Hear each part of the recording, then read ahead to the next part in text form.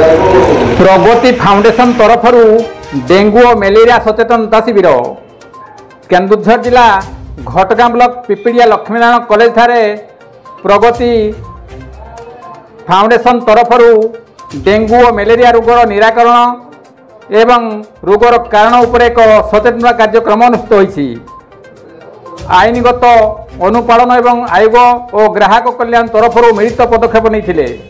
यही कार्यक्रम मुख्य अतिथि भावे कॉलेज अध्यक्ष निराकार स्वाई, मुख्य वक्ता भावे प्रगति स्वेच्छासेवी संगठन उपदेष्टा भक्त वत्सल महांती, सम्मानित अतिथि भावे डाक्टर पुष्पाराणी पट्टनायक, डाक्तर प्रियव्रत दास, सांबादिक संजय कुमार साहू, कल्याण कुमार साहू एवं अलेख प्रताप साहू योगदान करथिले।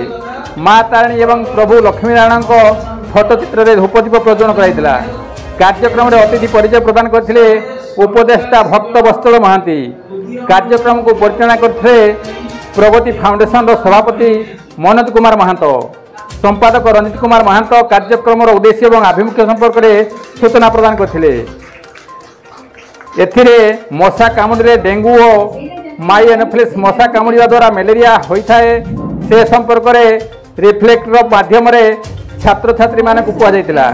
तत्सहित क्यों पदक्षेप ग्रहण करा से संपर्क में आलोचना होता। यही कार्यक्रम में प्रगति फाउंडेशन संगठन त्रिलोचन महांतो, सुभाष महांतो, संजय कुमार महांतो, लक्ष्मीधर महांतो, विपिन बिहारी महांतो, तापस लुहार, हृषिकेश महांतो एवं अन्यान्य सदस्य मैंने उपस्थित रही सहयोग करते। कविंद्र राउत का रिपोर्ट, केडी न्यूज।